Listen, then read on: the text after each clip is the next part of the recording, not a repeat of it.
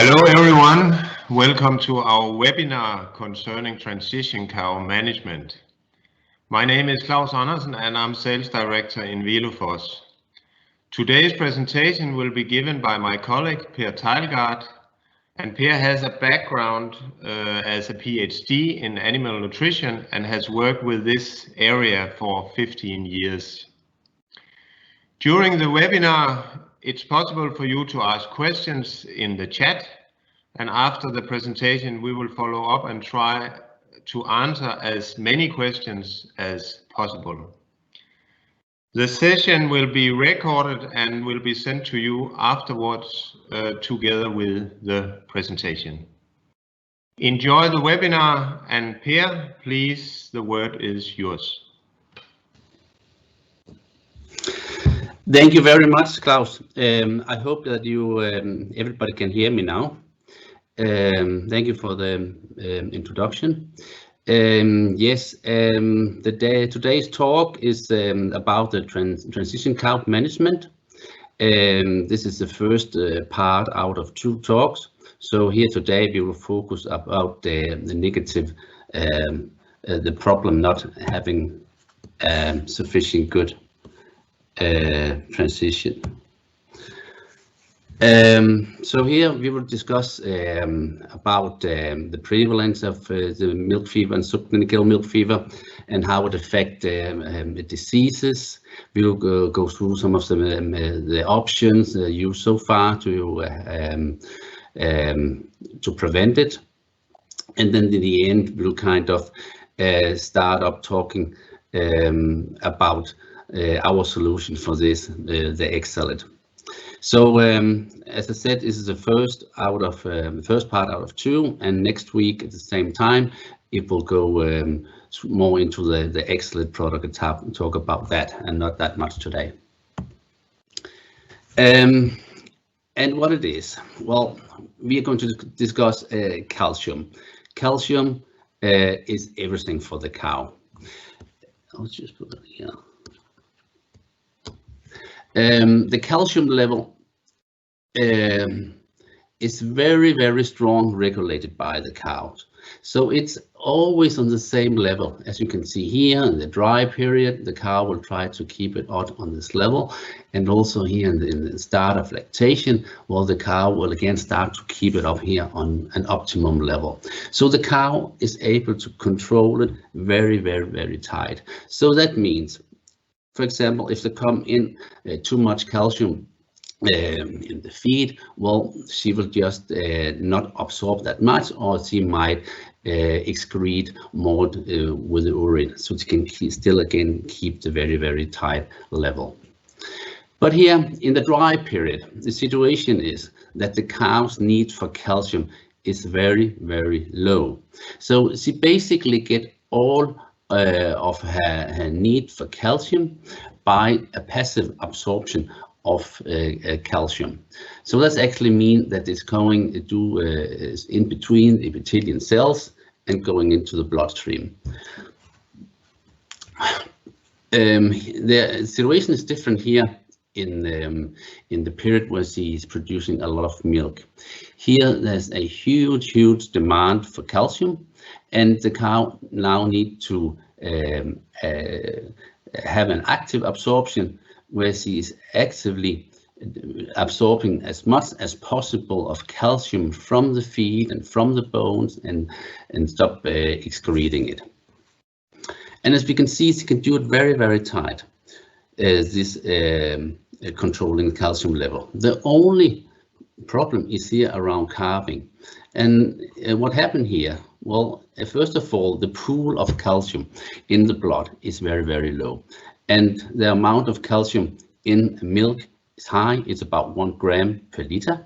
So when she starts to produce colostrum, she will very, very fast drain the calcium pool in the blood, and the calcium level will go down, and it will take her from a few days to a week to come up again. And the thing is, and the reason for she's going down here is that it takes so long time for her to get used to the new situation. The problem is not that to absorb a big amount of calcium. The problem is that she's going basically for a need of calcium for near zero, and then it certainly is enormous demand for calcium, and that is a problem. So the cows having this dip is the one we call subclinical hypocalcemic, and that is cows where you often will see going around in the stable, and they going and go up and eat, and they'll be milking, but the thing is they are not performing optimal. We know that there's a lot of problem related to cows not have sufficient with calcium, and here we can see here we have it's demonstrated at what time period we have the diseases in the farm, and we can see that most of the diseases are happening within the first week or the first 2 weeks. After 2 weeks, the cow is basically home safe, and she will not have any problem the rest of the period. And again, it's just to demonstrate that it is the high acceleration of calcium demand that's the problem. It's not the total amount of calcium that's a problem for her to absorb, because then we should have the biggest problem here around the day 60 when she have the top yield. And why is it we have this problem? The thing is that calcium is very, very important for nerve pulses and also muscle contractions. And when the muscles contraction not is optimal, she might be a bit weak in the muscles. Well, she's probably not going that much up to the feed table and eating. We know that the cow need a lot of muscle to digest, to do the rumination, and to get the feed through the whole digestive tract. Well, you need a lot of muscles all the time. It's constant running, and if that is decreased, let's just say 10%, 20%, well then the cow will have a lower feed intake. She will have a lower energy balance with all the consequences, which is ketosis, lower reproduction, and the end it can be calling. Muscle function is also very important for a lot of reproductive traits. It's very important for giving birth to the calf. We know that it's very important that it's happening very fast. And we also know that the cow, the uterus need muscle contraction, so the cow is able to clean herself and not get any infections. And last, we also know that calcium by itself is affecting a lot of the immune function, and when the immune function not is optimal, well, we see it very fast, and especially the reproductive traits. There's been a lot of work showing the relationship between low calcium level at calving and then diseases happening later on. Here there's one, some values from 89, and there's some values here from 17, and we can see, well, there's different values, but they are high in both cases.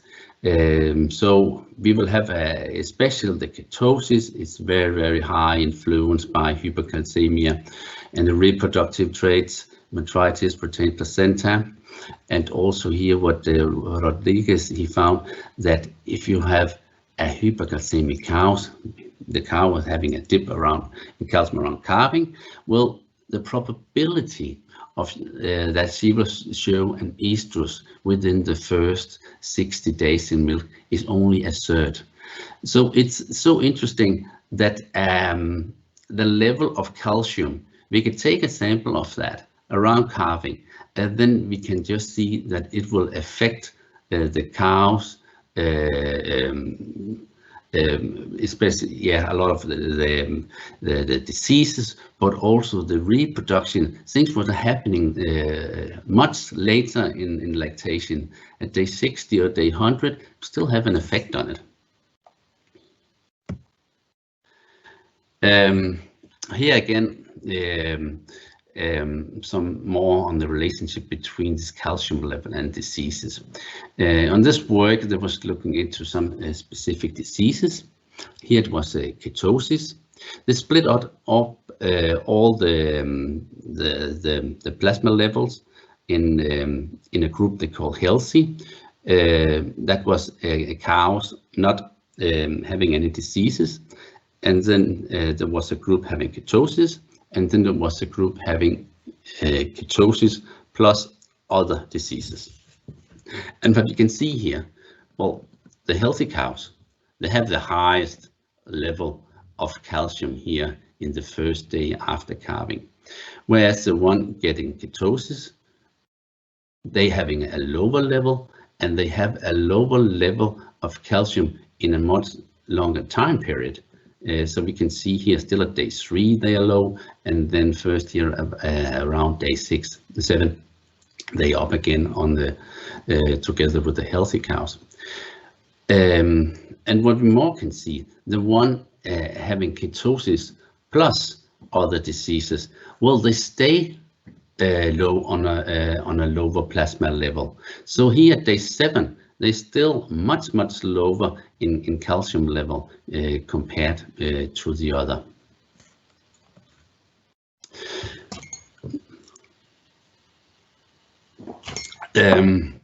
Here we see the same figure, but relating to mastitis.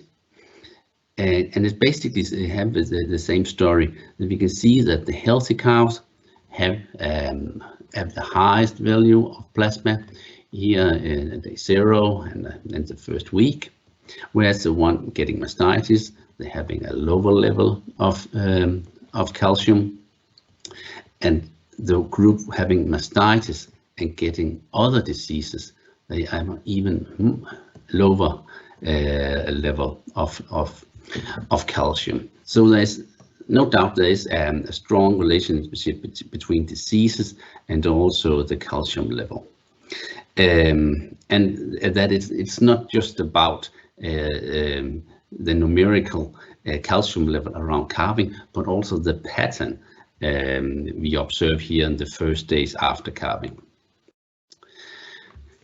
And this pattern and how that affects the diseases was more described here in this paper here by McArt. He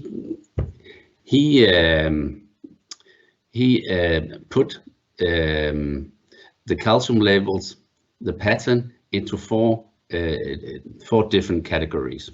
First of all, we have the normal calcemic. That's the one having the highest level of calcium all the time. They have a small dip here around calving, but not that high. Then he had a definition of cow having we call transient, subclinical hypocalcemic, getting down to a low level of calcium, but very fast up again. Then you have a group what he called delayed hypocalcemia. That's the one here day 5 and 7 still have a very low level of calcium. And then the last group was the one called persistent low calcium. That's the one having low calcium around calving, but they stay low here for a long time. And then he related these 4 groups to the diseases. And he observed, well, this group, the ones having low level of calcium here late, here in day 5 and 7, were the one who have absolutely the highest frequency of a lot of diseases, and it was these cows that was called. Whereas the group having the lowest level of diseases were the one with the normal and also the transient So coming down to a low level, but coming up again, have minor effect on the diseases compared to groups with having a low level of calcium later on. But still, there was a difference between the normal calcemic and the cows having a short dip after coming up again. So the one going down, they had 40% more diseases than the normal calcemic group. So still there's a huge difference between these two groups. Another trait I find very interesting is the rumination. In the study, they split up the cows into 3 groups. There was a normal calcemic group, that's one with the black line here, and then there was a hypocalcemic group, that's the blue one, going down in calcium here around calving, and then there was a clinical milk fever group. We can see they going down to around 1 here, so they are clinical. And what we can see here on the plasma values again is the lower you've been down, well, the longer time it takes you to come up again. So there's a relationship between going down to a low level and also being low later on. And we know that especially here, being low later on is the biggest problem. Then they related this figure to the rumination, and we can see here the normal one, they have the most rumination compared to the 2 other groups. The subclinical group here, they had about 25% less rumination here around calving, and that basically tells us that these cows have 25% less energy here in these first days, where we know it's so important that we get a lot of energy into the animals. And worse is, of course, the clinical cows. We can see that they basically stop rumination completely, and we can also see that it takes them a long time period before they are up on normal level again. Rumination is a very good trait to estimate, to get an idea about how well the cow managed the transition period. And I usually like to go into that one. And how big is the problem? There has been done a lot of studies around a lot of countries, but across countries, they basically tell the same story. They tell that from parity 2 and older, we have a frequency about 50 to 60%. It might even be more, because a lot of these studies was done when a threshold value of 2.0 was used. Now in newer studies, they actually use a higher value when they're saying a cow is subclinical. So maybe 60 to 80% of all animals in our herds will be hypocalcemic. So it's a big problem out there.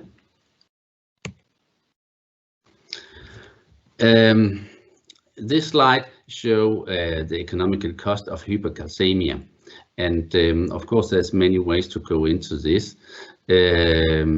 These calculations were done with a program called SimHerd. It's a simulation model of a dairy model. It was developed at the universities, so it's a scientific tool to estimate the impact of different management strategies. So what it came out with were that on average, the hypocalcemia have a cost on about 70 euro. And this 70 euro, that's across all cows. So that means if you have a 200 cow herds, well, then it's 70 euro times 200 cows, 14,000 euro. And what's interesting is that the biggest cost is the subclinical hypocalcemic cows. The cost for this group is about 4 times higher compared to the clinical cows. And the reason for that is that, well, we know that each case of clinical milk fever is very expensive and very costly, but as it only might be about 2-3%, it does not really affect the total herd economy that much. But if you go into the subclinical one, where there's might be more than 50 or 60%, so even it just have a minor effect on each animal, it will just sum up to be a high level. Splitting up the values a bit more, still we have the 70 as the average cost. This study estimate that the biggest cost is the lack of milk, what we're missing, especially in early lactation. It's early lactation, but also later on, as we know that the lactation is following, the milk yield is following lactation curve, and if you are starting kind of on a lower level, you might not really get up to the top yield level later on. But also calving, repo, and reproductive traits here having a huge impact on the total cost. So what strategies are done there to control the calcium level? Well, we do not really know that much of it when we look into the literature. There was a study here from in Germany here from 2017. He looked into the farms, especially from the northern Germany. That's typical family-run business on the size of 100 to 150 animal per facility.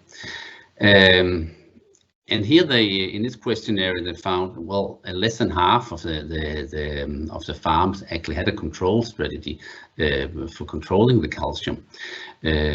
Most popular were the oral calcium supplement, and also some was using the anionic salt. From the United States, there was a study from 2014.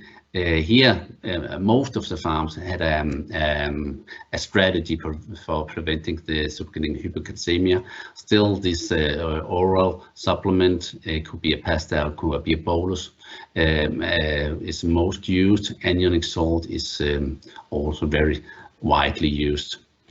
And they also observed that the bigger the farm, the more frequent you use the calcium product, and especially the anionic salts. And I think that's what we observe everywhere. In Denmark, there was the control strategies have for a long period to keep the mineral, the dry cow mineral mix with a low level of calcium, and also having them a bit acidifying, but not that much. So it's more or less a very neutral control strategy there. But there is also this group using some anionic salts, but not going into and control it. They're not doing pH measurements, but just putting in some anionic salt without doing much with that. So altogether, well, we can at least conclude, well, there's a big variation in management and the management strategies out there, but we can also conclude that the farm sizes are now bigger, and I would say that most of the farms they now have a control strategy. And what possibilities do we have out there? We have the anionic salt, which can either be a full decat and partial. I will explain these things later. Or it could also be to supplement the cow with a high level of dietary calcium just after calving. It could be IV or bolus to the pasta. And then last approach is to keep the calcium level low, which can eventually also be together with this a calcium binder. Taking first the anionic salt.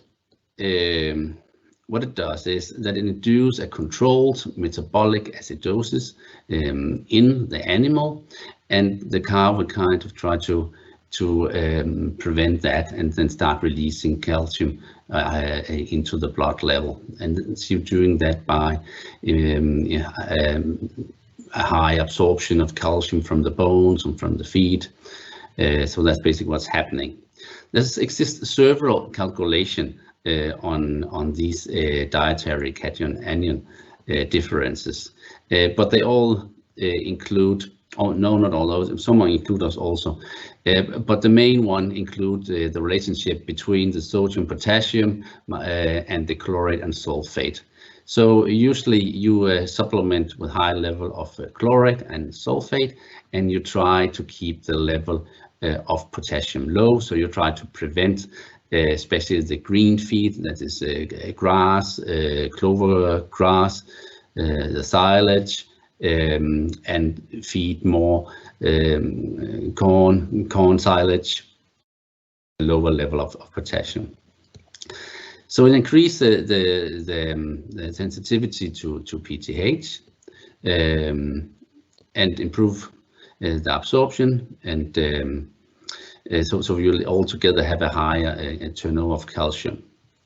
And the effect of it is that it decreases the frequency of subclinical hypocalcemia, especially in older cows. The main problem with it might be the palatability. The chloride and sulfate, they are very low in palatability, so the cows might eat a bit less. And if you go for a full anionic salt treatment, it also requires that you monitor the pH in the urine, and that you are adjusting the feed or the supplementation of the chloride and sulfate after that. So you need a good management to be able to be successful with this.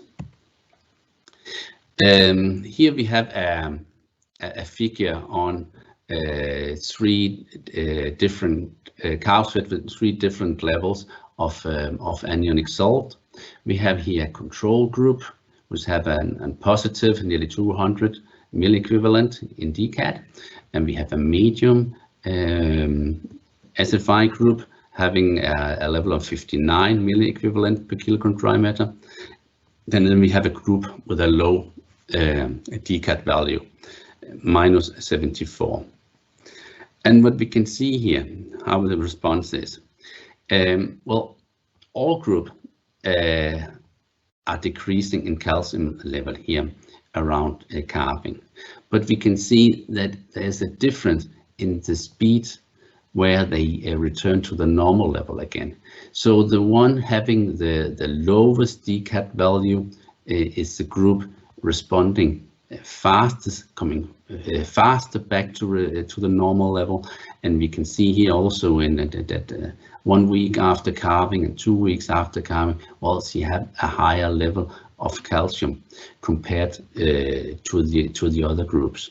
And on this figure, well, it might seem a minor difference, but anyway, from the early figure, we also know that being low in calcium, especially here when you are getting some days away from the calving, you have a big impact. So it does have a difference if you are on this level or on this level. Even it might only be 1.0 millimole per liter. Yes. So we also saw in earlier slide what's happening when you're going fast down and fast up again. We know that if it's doing that very fast, it's not that dangerous for the animal compared to if she is having a low level of calcium later on. And we also saw that compared to if you could keep the calcium level up here, well, these cows will still have about 40% higher frequency of diseases. This slide shows the effect of an IV supplement and bolus calcium supplement. If you give the cow an IV here, just a calving, well, she will very, very fast respond with a higher level of calcium in the blood. She's actually coming up to an extreme high level, and then we can see that very fast that is also returning again. And she's actually coming down to a level below the control group. The control group is here, the black line. And the reason for that is probably that if you suddenly inject a lot of calcium into the blood, well, then the cow think, I have really a lot of calcium in my blood now. I need to get rid of it. So she starts actually here to decrease the absorption and maybe to excrete a bit more. So very fast getting rid of this extra calcium. So that's the reason why she actually coming down here. And now here she need again to notice that she's back, that she has low in calcium and she needs to go up again. And we can just see it just take long time for the cow to do this adjustment by herself. So the IV is not a solution at all. It is a solution for cows laying down, and then that's the best treatment. Then another solution is to give bolus. In this trial, they were giving a calcium bolus at time 0 and then again at time 12. And we can see that it does increase the calcium level of the animal. So they take the bottom cows up to a more acceptable level, especially here in the very start. But we can also see that we know that the best level is up here around 9, and we are still lower than this optimal level because we have not trained the cow to be able to adjust the level by herself yet. Of course, it's helping her if we give her a lot of high level of calcium here in this period, because there'll be a lot of calcium absorbed with passive way, but it will actually make the change going from the passive condition to the active absorption of calcium delayed. And that's also what we kind of seeing here, that when we're going here to day 2, well, that's not any difference between the normal cows, the control group, and the cows which has been added a bolus. Well, then we have the low dietary calcium theory. And the whole idea here is, again, that we can activate the homeostatic mechanism in the dry period. And again, well, as it is in the usual condition, is that the requirement in the dry period is usually met by the passive absorption. But if we can bring the cow into a negative calcium balance, then she will actually be forced by herself to improve the absorption from intestine and bones. And we know from the very old paper on this that this should be done in a period around 14 weeks. And we also know that we should keep the supplementation below these 20 grams. Here's an old figure demonstrating that. That is back from the 80s.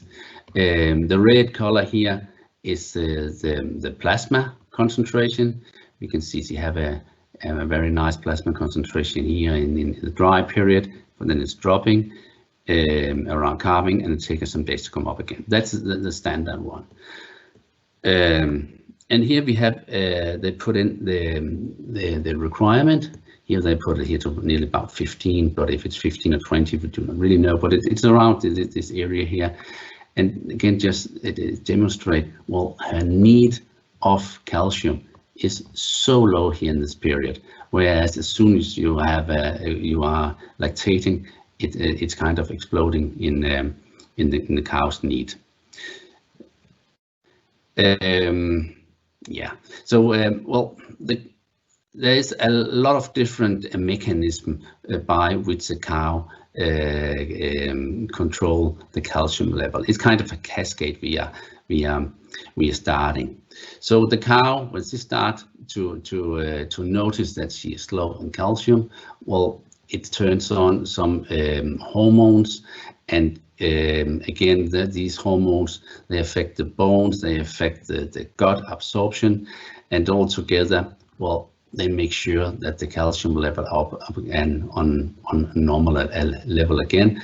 And then we have the situation that it kind of getting the opposite, that now it's stabilized, and we now have a decreased level of all these hormones and less effect on the absorption from bones and the digestive tract. Here's an old figure demonstrating this low calcium idea. So here we have a group of cows supplemented with 8 grams calcium per day, and another with a high level of calcium, which is 80 grams. And as you see, well, the one with the 8 grams just have a perfect walk going from the dry period to the start of lactation.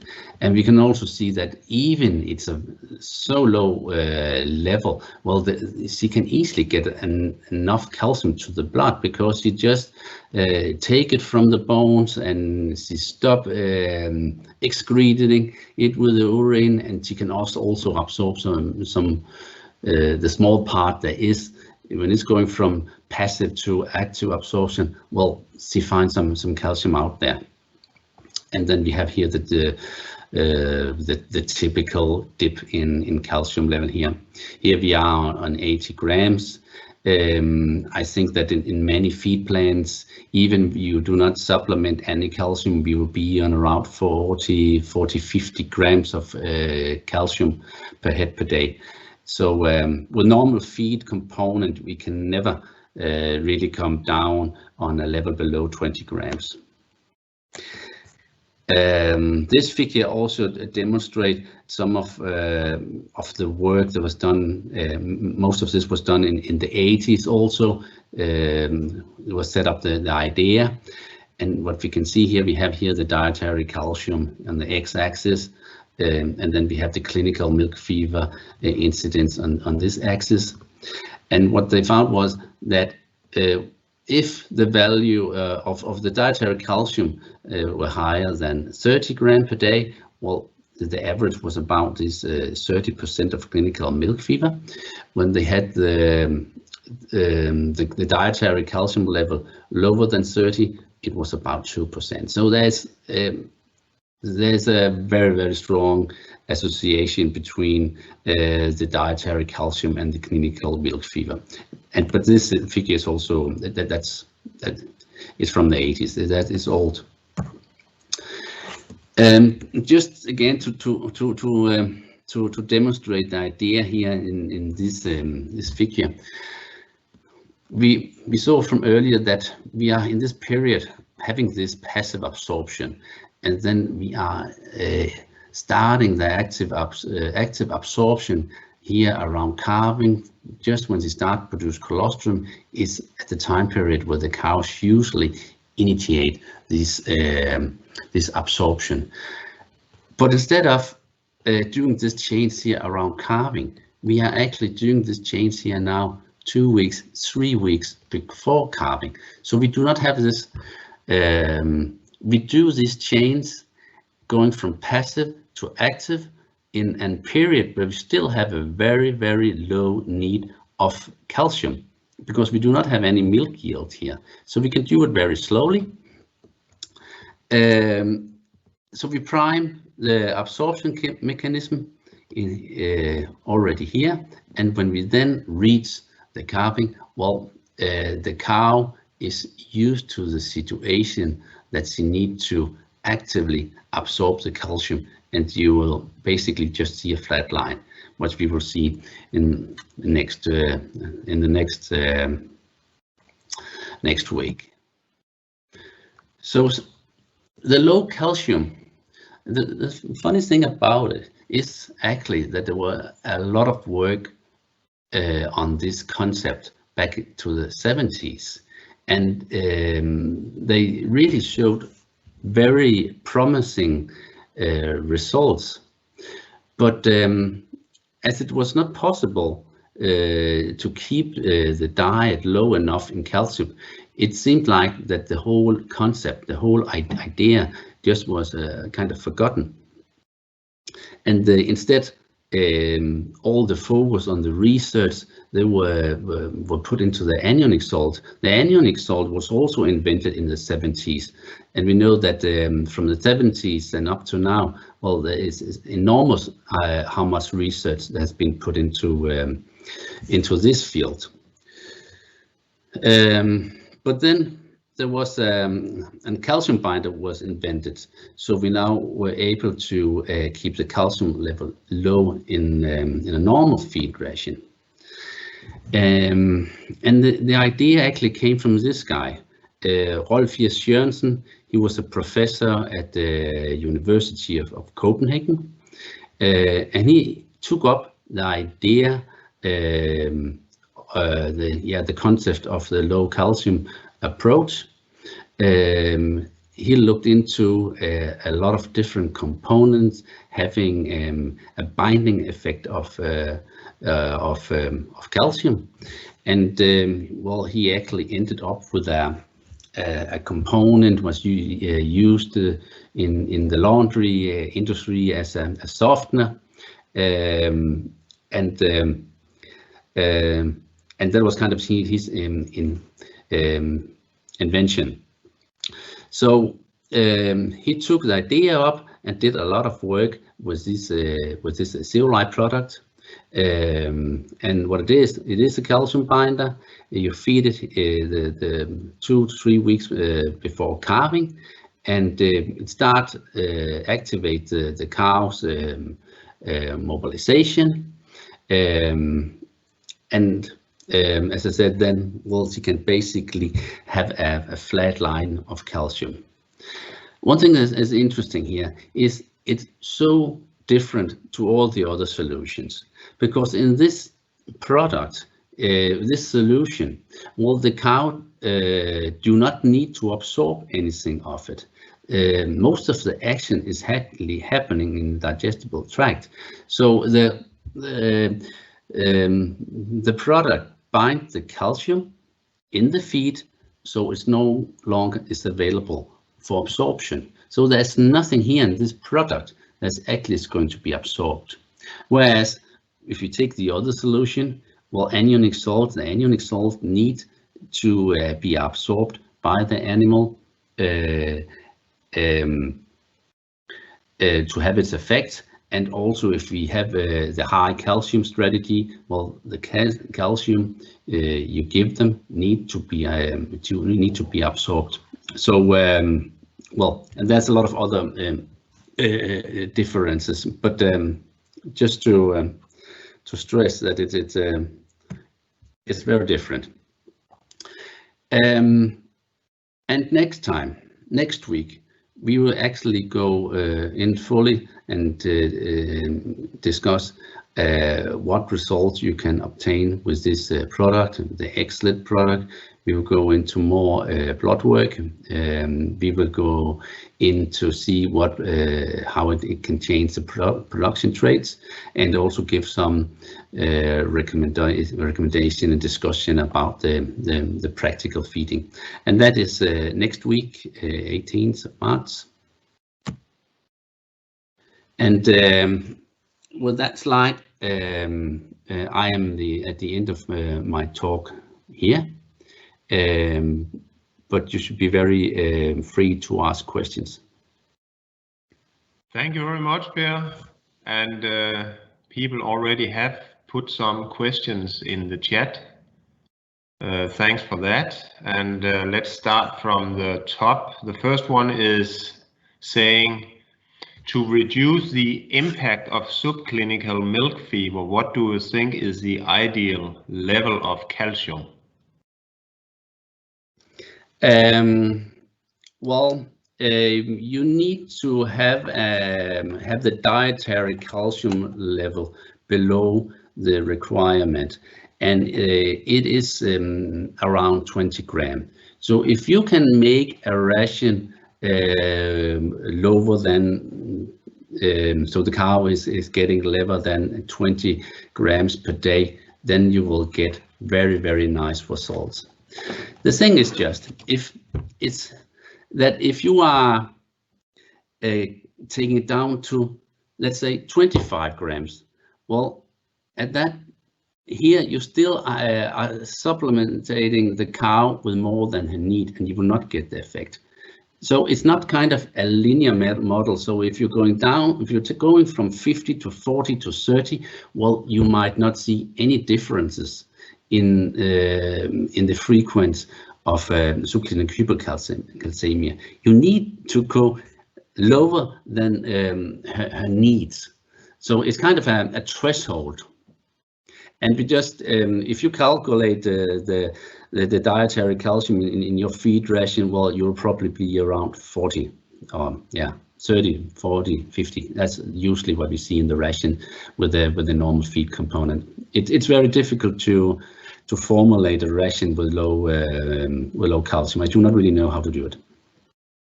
Okay, the next one is saying, from your presentation, it seems clear that a high calcium level is essential.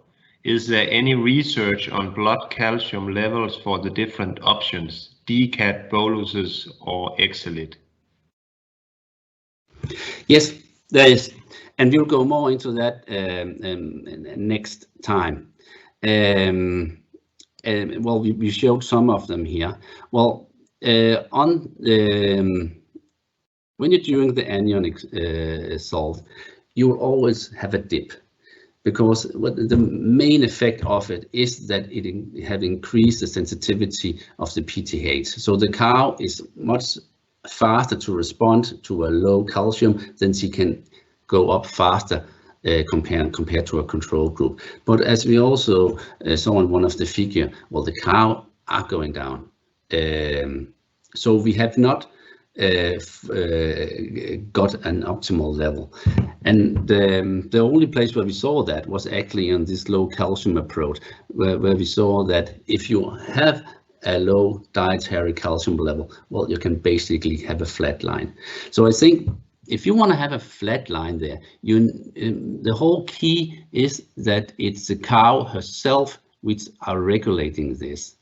Because when you're putting in a high level of calcium, we can see that it kind of disturbs the cow's possibility to control it herself. The cow do not like if you put in a high level, suddenly it's high, then she starts to adjusting after this high level, and then in the end it ends up to be lower than if you not have used some treatment. And the intermediate is here the bolus of the pasta. That is, you put in a high level of available calcium in a short time, and that makes the calcium level in the blood higher. But again, the cow start now to react a bit on this very transient, short period higher calcium level, which is by itself going down. But but she have already here maybe started to reduce the absorption. So it is difficult for the cow to go from high level to a low level of calcium. And that's a whole problem about this hypocalcemia, that we know that when the demand is going from of calcium is going from basically 0 to very, very high just in the days around calving, that's a difficulty. They do not like fast changes. Slow changes is good. Okay, thank you. So the next one, so clinical milk fever is the disease that farmers recognize, but you state that subclinical is a bigger issue. How do I test if we are having problems with subclinical milk fever? Yes, that's a very good question. Because to the long extent they are, it's not visible because the cows are unstable, they are milking, they are eating. Well, we suggest 2 different methods. Well, one thing is that you can take a blood sample.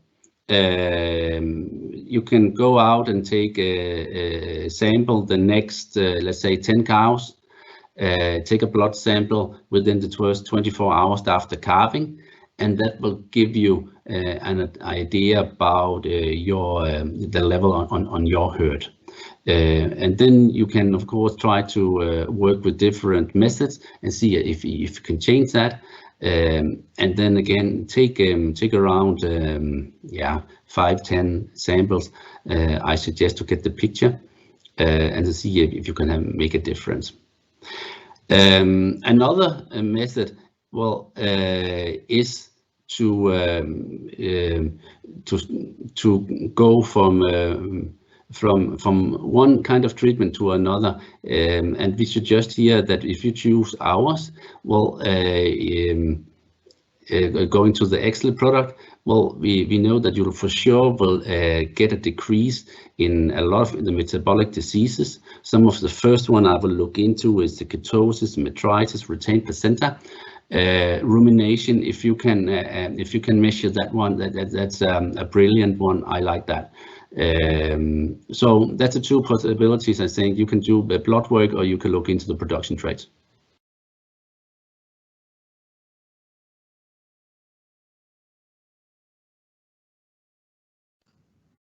Okay, yes, the next one, Per. If calcium chloride is used as a key DCAT ingredient, does the cow respond much faster than cows that are only fed on magnesium chloride?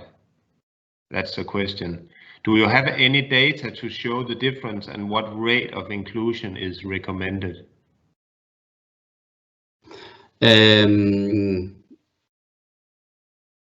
Well, here we are talking about the strategy to give a high level of calcium just after calving, and the calcium chloride is an easily absorbable calcium source,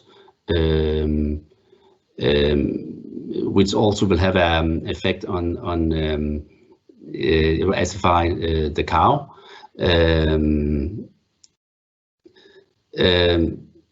Well, I think most of the products out there, they're giving 50 to 60, 100 grams in the supplement. What they are usually recommend to repeat 4 to 6 times. And there exist figures for that, yeah. Okay.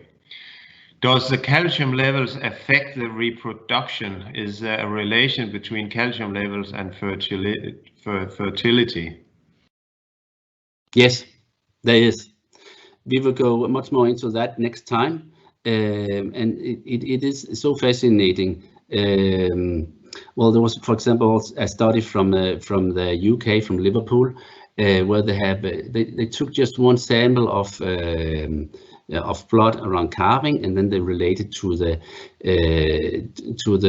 chance that the cow will be served, and they saw that for every 0.2 millimole of calcium you could increase, then your probability for success was increased about 33%. So there's a clear relationship on that. We will also, next time, you'll see some results from Cornell University, where we saw that when you have a group of cows who was supplemented with Xlid compared to the control, we decreased the number of empty days with 19, which is an incredible, huge response. And further in that trial, we also saw that the control group at day, say about 100, 150, about 30% of the animals were still non-pregnant, whereas for the Xlid group, it was only about 10% not pregnant in this time period. And that is in the end why we also say that if you are having a high level of calcium around calving, then you maximize the lifetime production, because the cows not pregnant 150 days from calving, well, they will probably not go to another lactation.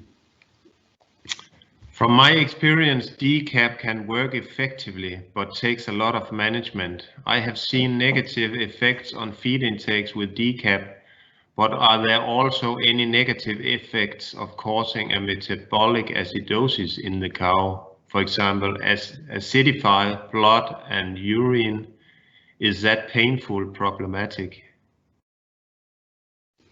Well, it's an interesting question you are raising there.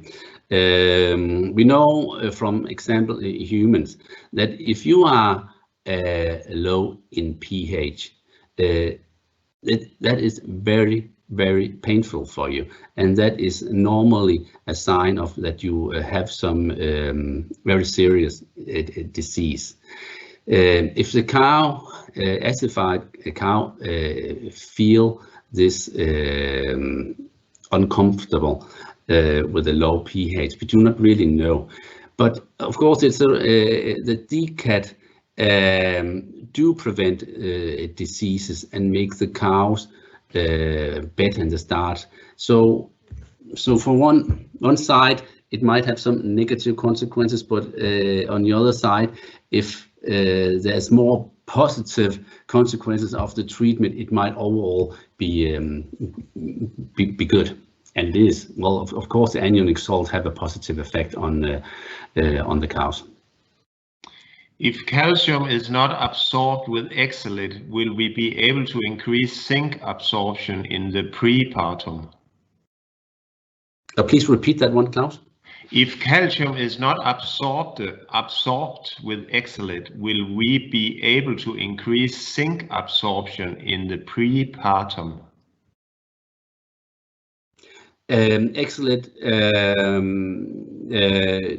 do not have any effect on the zinc absorption, or very, very, very minor. I will also show that next time that well, this zeolite that's used in the Xlid, it's a synthetic one, and it's very, very specific in how it's built and what it's absorbed, and that is constructed after giving a maximum calcium absorption, and it does not affect the zinc. Is milk fever only due to calcium, or is it also related to phosphorus, as we use calcium and phosphorus to correct milk fevers? Yes, that's also a very good question. Phosphorus by itself also have an impact on the milk fever. That's been done trials with different level of dietary phosphorus in the dry period, and it's clear that the cows on the high level of phosphorus have more problem stabilizing the calcium level, the plasma calcium level around calving, and that kind of suggests that activating the cow's control mechanism also can go through the phosphorus level. So Whether you are using the anionic salt strategy or you're using the XL strategy, you should keep the phosphorus low. Okay. Yeah, we nearly have to end the meeting. Please allow us to use 5 more minutes to handle the last. I think we have 4 questions left, and the first one is: in normal calcemic cows, is there benefit to ever increasing calcium levels in blood? Please repeat that one, Klaus. In normal calcemic cows, is there a benefit to ever increasing calcium levels in blood? If you are on the normal level where the cow takes you, I do not think you can do it any better, because if you here start to manipulate the plasma calcium level, take it slightly up, well, the cow will respond the opposite to it, so you are ending up on a higher level. So it's difficult to do anything with it. On the other side, this study I just talked about from UK, where they took the sample of blood just after calving and rated that to the reproduction.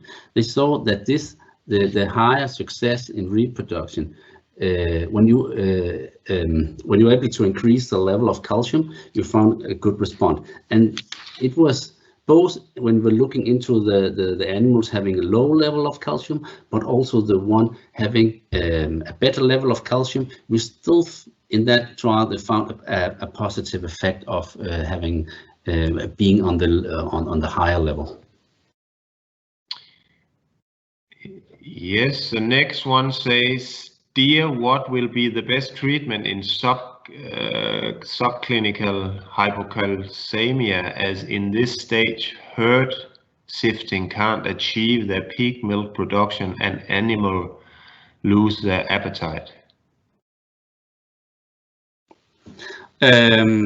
Well, in my opinion, the Excellent give absolutely the best result, because that's the one what's optimizing the calcium level just around calving, what the other method not can do. So I'll suggest to try that for a period.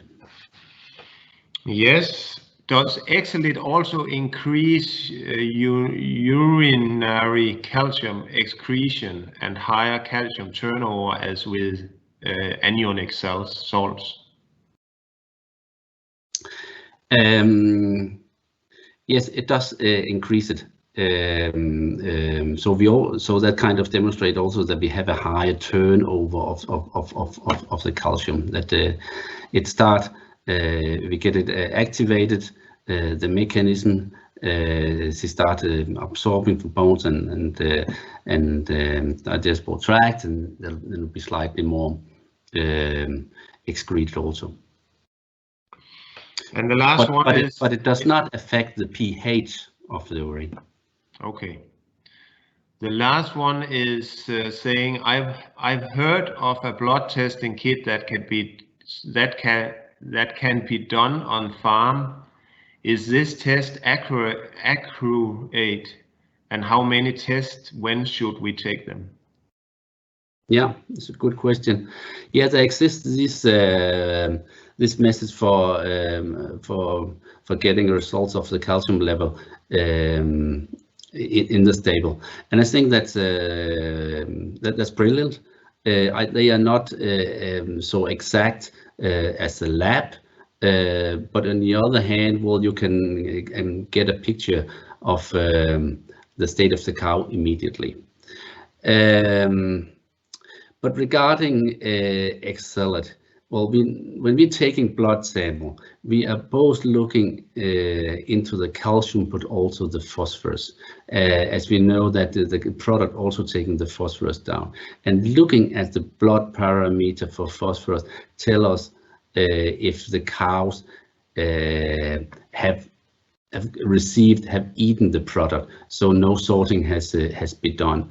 So so also having the phosphor levels is a very good parameter if you have some problem saying, well, it does not work or something like that. Then we nearly always come to the conclusion, well, there might have been some sorting, or they had not got the recommended level. Okay. Thank you, Per. Thank you very much for your presentation, and thanks for all your good and perspective questions. So then it's time for rounding off the meeting. We hope that the webinar today was very useful and have provided some insight and knowledge into the area of transition cow management. As announced by Per, this was the first part of two parts.